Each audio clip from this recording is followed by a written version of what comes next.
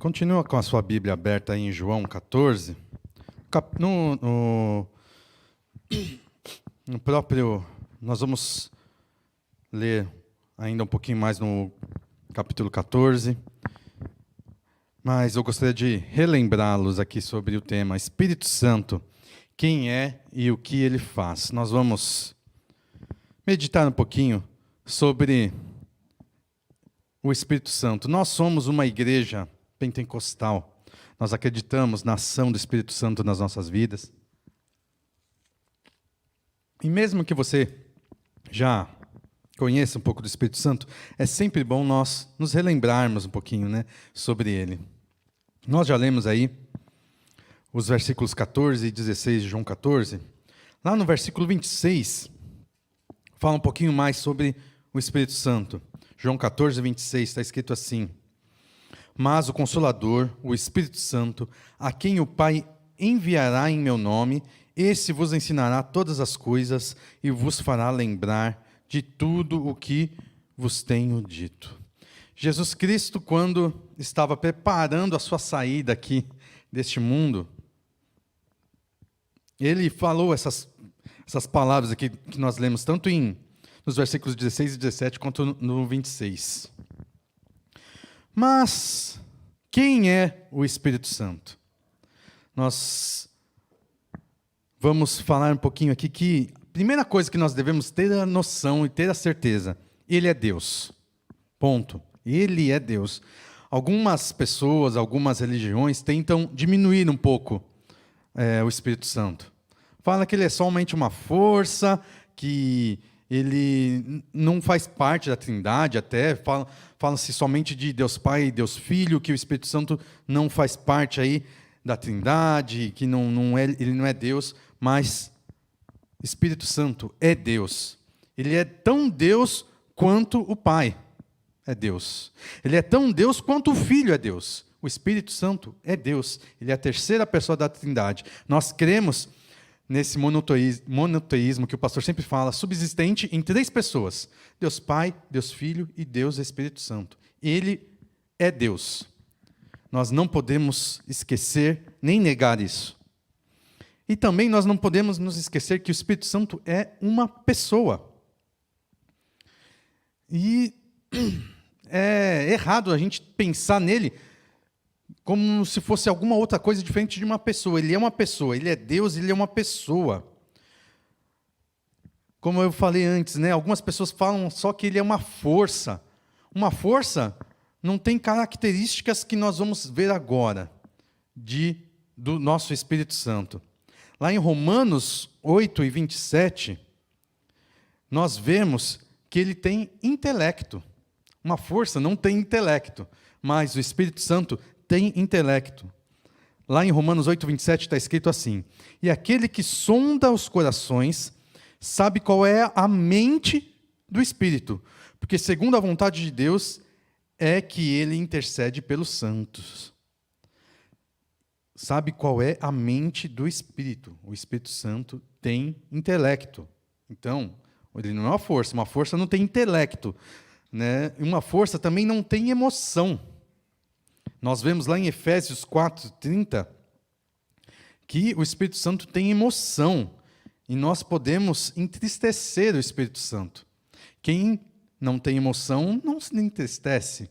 Mas lá em Efésios 4:30 fala assim: E não entristeçais o Espírito de Deus, no qual fostes selados para o dia da redenção. O Espírito Santo, como ele é uma pessoa, ele tem intelecto, ele tem emoção. Ele também tem vontade. Como uma pessoa, ele tem vontade. E onde a gente vê isso? Na palavra de Deus. O Espírito Santo tem vontade. Lá em 1 Coríntios 12, 11, nós vemos que o Espírito Santo tem vontade. Lá diz assim, 1 Coríntios 12, 11. Mas um só e o mesmo Espírito realiza todas essas coisas, distribuindo-as como lhe apraz a cada um individualmente. Como lhe apraz, como ele tem vontade. Essas são as características de personalidade, de pessoalidade. Ele tem intelecto, ele tem emoção, ele tem vontade. O Espírito Santo não é simplesmente uma força, ele é uma pessoa da Trindade. Ele é Deus. Deu para entender bem que o Espírito Santo não é uma coisa qualquer, não é uma força, mas ele é uma pessoa. É isso que nós temos que começar entendendo. Então, quem ele é? Ele é Deus, ele é uma pessoa, ele faz parte da Trindade. E já vamos então para a parte do que ele faz. O que é uma pessoa da Trindade? Ele é um Deus, mas ele também tem alguns papéis como Deus. E a primeira coisa que nós vamos ver é que ele tem o papel de ser quem conforta. O Espírito Santo conforta. Ele é o Consolador. Nós já vimos lá em João 14,16, que fala assim, nas palavras de Jesus: eu rogarei ao Pai, e Ele vos dará outro Consolador. Então, ele tem esse papel aí de consolar, de confortar. No versículo 26, que ele começa já falando, mas o Consolador, o Espírito Santo, ele deixa bem claro aí. E no capítulo 16, no versículo 7, está escrito assim: mas eu vos digo a verdade, convém que eu vá, Jesus falando, né? Porque se eu não for, o Consolador não virá para vós outros. Porém, se eu for, eu vô-lo enviarei. Então, Consolador é esse primeiro título que é usado para o Espírito Santo. Consolador, ou aquele que traz conforto. Quantas vezes nós não precisamos de conforto? A gente está aqui num mundo que nós não estamos imunes aos problemas, às adversidades. Quanto mais nós passamos por isso, mais nós necessitamos do Espírito Santo, que é consolador, que é confortador, que nos traz conforto. Nós precisamos desse conforto quando a separação está se aproximando. Jesus estava já preparando os discípulos da separação dele, porque ele iria se separar, ele ia deixar, mas ele já estava falando, vai ter alguém aqui que vai vir e vai trazer o conforto, vai trazer esse consolo. Jesus já sabia que ele ia morrer, já estava perto de ser crucificado. E ele sabia que para quem ele estava falando, eles estavam precisando de conforto. Nós precisamos de conforto quando nós choramos, quando nós estamos tristes. E nós podemos até fazer um paralelo aí. Jesus também estava precisando, lá quando ele estava lá no Getsemane. Ele estava precisando de conforto. Nós precisamos de conforto quando nós nos sentimos sozinhos. Nós precisamos de conforto quando nós temos outras pessoas se voltando contra nós. Nós precisamos de conforto quando a morte chega para entes próximos. Nós precisamos de conforto. E quem nos traz conforto, quem é a pessoa da Trindade que nos traz conforto, é o Espírito Santo. Então, primeira característica do que ele faz, ele conforta, ele traz consolo. Segunda coisa que nós podemos ver, que nós aprendemos que ele faz, é que o Espírito Santo orienta. Ele, como nós já lemos, lá em João 14, 26, está escrito assim: ele vos ensinará todas as coisas. Ele é aquele que nos ajuda a aprender coisas, como está escrito lá, que ele nos ensina todas as coisas e vos fará lembrar de tudo que eu tenho vos dito. Está escrito lá em João 14, 26. Muitas vezes nós ficamos meio perplexos, sem reação. Mas quando nós temos a ajuda do Espírito Santo, nós acabamos saindo daquela situação. Mesmo quando nós estamos atribulados, Ele nos ajuda e nos faz lembrar de tudo aquilo que nós tínhamos aprendido. Jesus, ali, era um conselheiro para os discípulos. Jesus ia sair, não ia estar mais. Ele já estava falando para os discípulos também.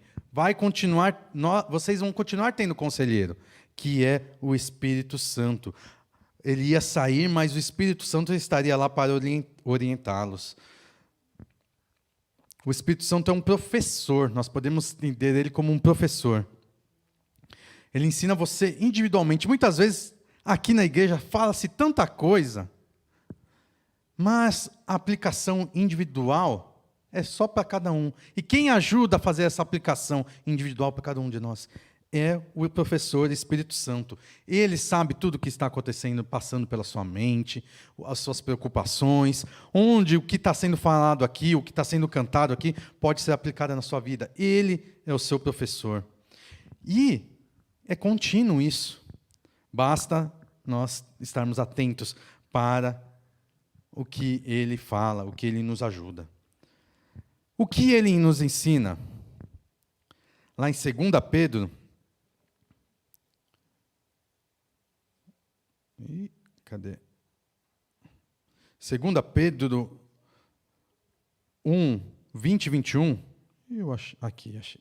2 Pedro, capítulo 1, 20 e 21, diz assim: sabendo primeiramente isto, que nenhuma profecia da Escritura provém de particular elucidação, porque nunca jamais qualquer profecia foi dada por vontade humana. Entretanto, homens santos falaram da parte de Deus, movidos pelo Espírito Santo.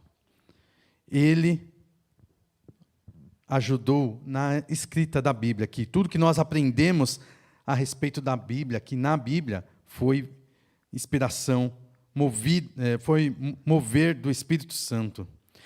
Lá em João 14, 26, fala que ele faz nos lembrar de tudo e nos ajuda a praticar, a aplicar na vida. No final do versículo 26 está escrito: e vos fará lembrar de tudo o que vos tenho dito. Ele nos ajuda também, ele nos ensina tudo a respeito da vida. Ele também nos ensina tudo a respeito de Jesus.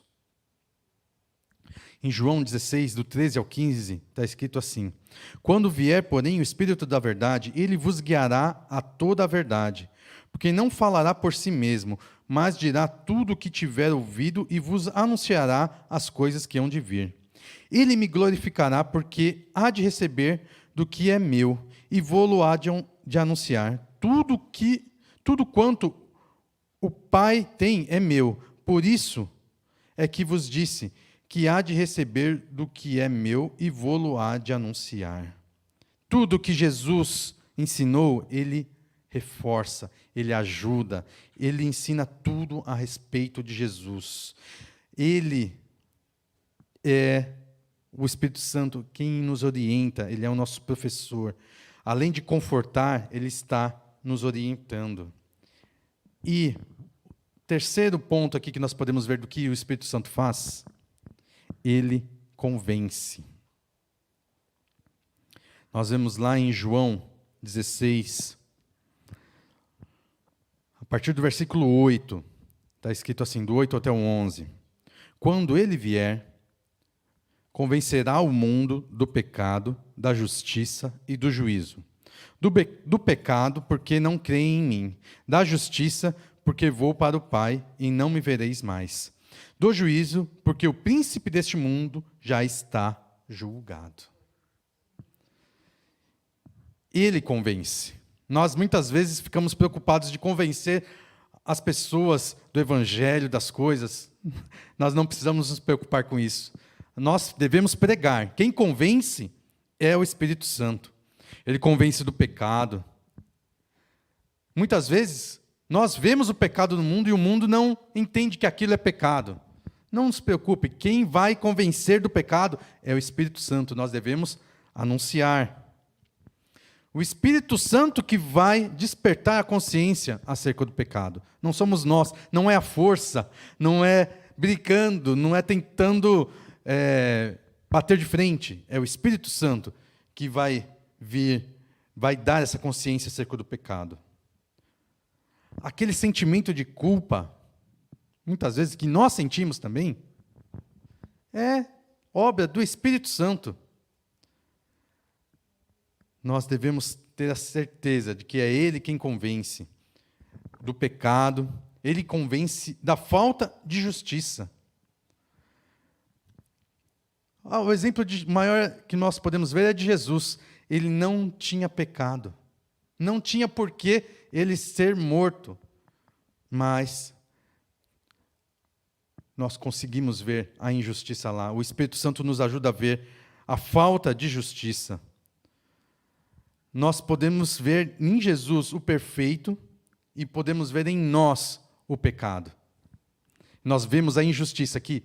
O pecado, sendo nosso, nós mereceríamos a morte de Jesus, mas Ele morreu por nós. Lá em Romanos 3:23 está escrito: pois todos pecaram e carecem da glória de Deus. Nós que somos pecadores, nós vemos a injustiça, a falta de justiça na morte de Jesus. E quem nos convence dessa falta de justiça é o Espírito Santo.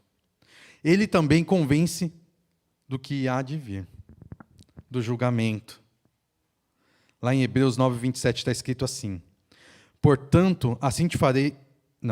E assim como aos homens está ordenado morrerem uma só vez, vindo depois disso o juízo. Todos nós vamos passar pelo juízo. Quem convence, quem nos faz entender sobre o juízo é o Espírito Santo. E também nos ajuda a nos prepararmos para, estando já debaixo da graça dele, nos encontrarmos com o nosso Deus. Lá em Amós 4:12 está escrito assim: portanto, assim te farei, ó Israel, e porque isso te farei, prepara-te, ó Israel, para te encontrares com o teu Deus. O Espírito Santo já vai nos ajudando e nos preparando para o encontro com Jesus. O propósito dessa convicção do Espírito Santo é nos levar até Cristo. Nos convence do pecado, da falta de justiça, do julgamento, para nos preparar, para nos levarmos até Jesus Cristo. Meu irmão, minha irmã, você está ouvindo o que o Espírito Santo está te falando? Você entende quem é o Espírito Santo e o que ele faz, não só para você, mas para todos nós? Você está respondendo à convicção, ao que ele está tentando te convencer? Você, essa noite, pode receber o conselho e o consolo do Espírito Santo? Amém? Vamos ficar de pé, vamos cantar?